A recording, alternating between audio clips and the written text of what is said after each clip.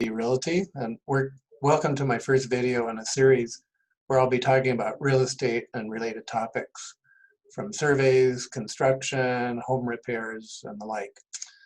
I'll be answering some common questions I get about these topics when I guide clients through their real estate transactions. And I invite you to submit questions you have to me as a comment in the video, or you can email me at dougdavis@caronb.com, CARONB.com. Okay, so I wanted to start with surveys, and that's today's topic. And what are they? Who needs them? Who needs to get them? And what challenges there are when it comes to doing surveys. So I've been doing real estate now for about 40 years, and whenever you sell a house or a piece of vacant land, it's normal to get a survey. The seller is obligated to pass on clear title, and a survey and having no encroachments is one of the ways that you provide clear title.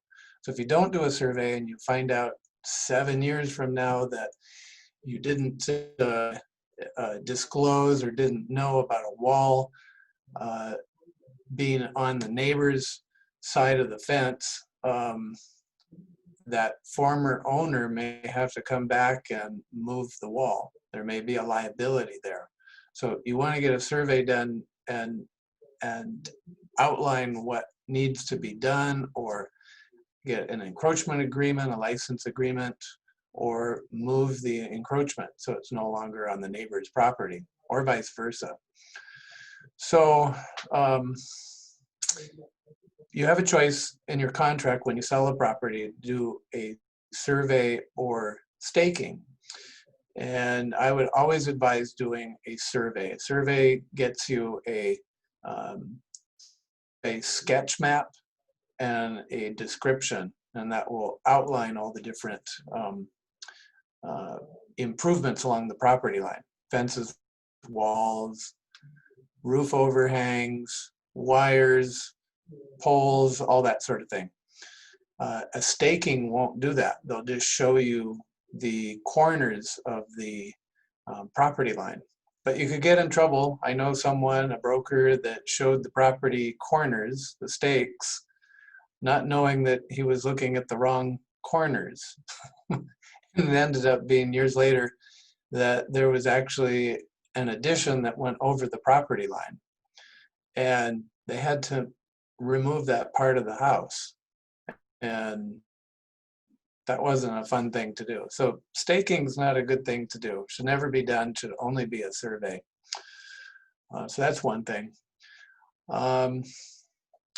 Encroachments can be any length of number of feet. It could go 3 feet over, 10 feet over, but most are just inches. And the legislature here legislated a 6-inch buffer for residential properties.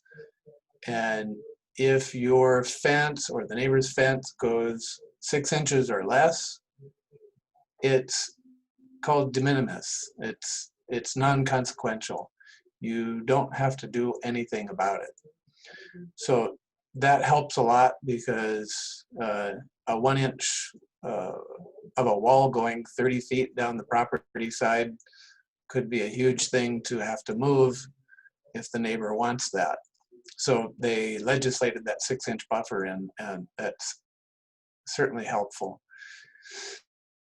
Different zonings have different lengths of buffer.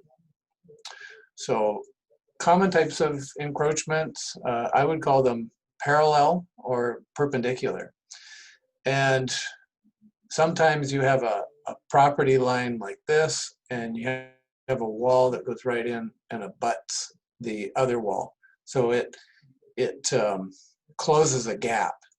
But maybe your property line is here and the wall should have ended right here.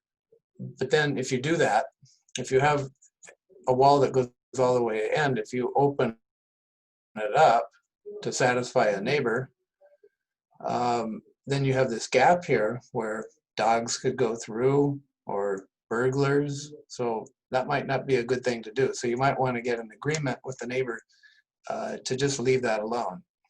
Parallel encroachments are what I call along a property line. So it goes all along the length of the property, the whole side of the property. And the wall might go over this side or that side and create a triangular encroachment on one side or the other. And so what do you do with these? And what do you do with these encroachments? So if you have agreement with the buyer, the neighbor, and yourself, you encapsulate that in an encroachment agreement that just says you can have it, but this is my land, and you need to have insurance on it. You could get a license agreement. That would be something that you would do with the city or state if you encroach into the, say, the street.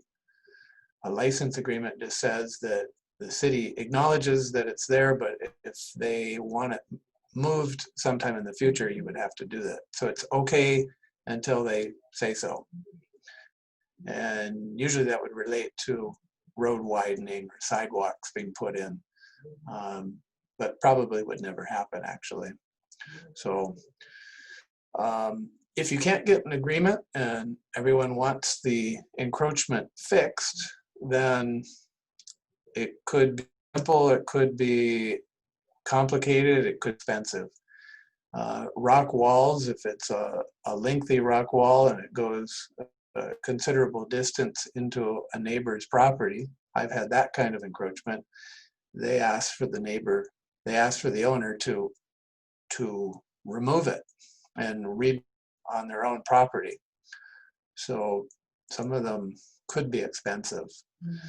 So this is all part of real estate. This is part of what happens when the contractors don't follow the property line and build it crooked, and maybe even soil moves over 30 years and it might move more than 6 inches. That's happened. I've seen that. So anyway, those are some of the things that I deal all the time. I'd like to share a little map with you quickly here,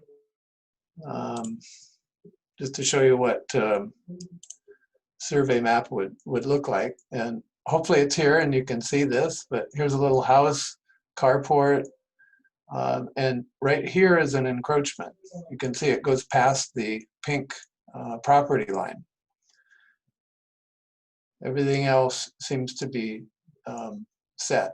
Here's a carport that's encroaching in the setback area, but was built before they had the setback laws, so grandfathered in. And then they have a survey report, and it delineates the points, and you could just read around the perimeter here for what kind of improvement is along the property line. And if it's, so here B, that's that walkway that I circled for you. It's 3.3 feet into the street. So there's 3.3. So, okay, so that's that. And I just wanted to share you can see a turtle in my background. I also do other things. Angus's 16th birthday was last week, and I went scuba diving with him, and here we are on a wreck at 110 feet. I'm doing a surf pose on the bow of a sunken ship at 110 feet, and that's right off of Honolulu Harbor. So there you go. Hope that was helpful to you. And Doug signing off. Thanks.